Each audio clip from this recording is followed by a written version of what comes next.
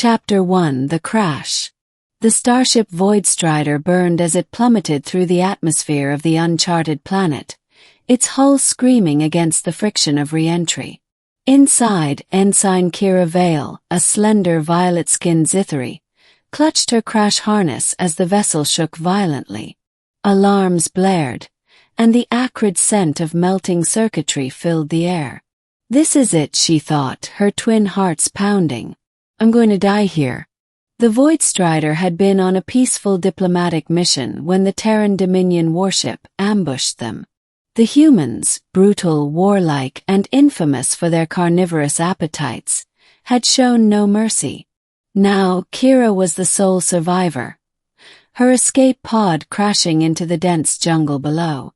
When the pod finally shuddered to a stop, she pried herself free, coughing as smoke stung her large, luminescent eyes.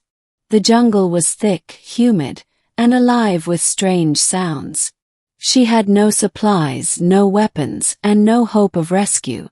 And then she heard it, the crunch of boots on foliage. Kira froze. A figure emerged from the undergrowth. Broad-shouldered, clad in matte black armor with a skull-like helmet that hid his face. A human soldier. She stumbled back, her breath coming in panicked gasps. The stories flooded her mind. Humans devouring their enemies, feasting on the flesh of the fallen. She had seen the holos of their war camps, the bones piled high. The soldier tilted his head, studying her. Then, slowly, he reached up and removed his helmet. Kira braced for fangs, for a predator's grin. Instead, she saw weary brown eyes, a scarred but surprisingly young face. "You hurt?" he asked, his voice rough but not unkind. Kira didn't answer. She couldn't. Her legs gave out, and she collapsed to her knees, trembling. The human sighed, slinging his rifle over his shoulder. "Yeah. Figures." Chapter 2: Predator and Prey. Kira expected to be killed immediately. Or worse. Instead, the human, Sergeant Elias Carter, as he later introduced himself, dragged her to a makeshift camp. He didn't bind her, didn't threaten her, just handed her a canteen and a ration bar. She stared at the offering, suspicious. "It's not poisoned," he grunted. "Eat." Kira's stomach betrayed her with a growl. Reluctantly, she took a bite. The taste was bland but filling. "Why aren't you killing me?" she whispered. Elias paused, then let out a dry chuckle. "Not all of us are monsters, kid." She flinched at the word monsters. He noticed. "Look, I don't know what propaganda your people fed you, but humans don't eat other sentients. That's just sick." Kira swallowed. "Then why do you hunt us?" Elias's expression darkened. "War's complicated. But I didn't choose this fight." Silence stretched between them. Finally he stood. "We should move. Your crash beacon's gonna draw scavengers. Or worse." Kira hesitated. "You're taking me with you." Elias shrugged. "Unless you want to stay here and become some predator's lunch." She scrambled to her feet. Chapter 3: The Truth of War. As they trekked through the jungle, Kira watched Elias carefully. He moved like a predator, alert, efficient, deadly. But he also checked on her, adjusted his pace when she struggled. Confused her. "Why help me?" she finally asked. Elias didn't look back. "Because you're just a kid. I'm 20 cycles old." "Yeah, a kid." He scowled. That night, as they sheltered in a cave, Kira noticed Elias's hands shaking as he checked his gear. "You're injured," she realized. He grunted. "Old wound acting up." She hesitated, then reached into her pouch. "I have medical training." Elias eyed her. "You'd help me." Kira bit her lip. "You haven't eaten me yet." He laughed, a real, genuine sound, and rolled up his sleeve. As she treated the inflamed wound, she noticed the scars, the burns, the marks of war. "You fought a long time," she murmured.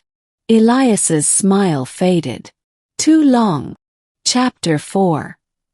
The enemy approaches. On the third day they heard the drones. Elias cursed, shoving Kira behind a rock as the mechanical hunters scoured the jungle. "Terran recon," he muttered. "They're looking for deserters." Kira's breath hitched. "You left your army." Elias's jaw tightened. "I left their war." Before she could ask more, a drone locked onto them. Elias reacted instantly. Gunfire echoed, the drone exploding in a shower of sparks.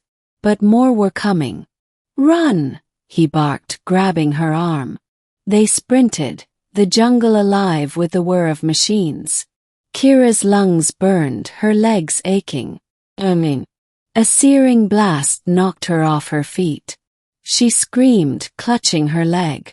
A drone's shot had grazed her. Elias skidded to a stop, eyes wild. "Damn it!"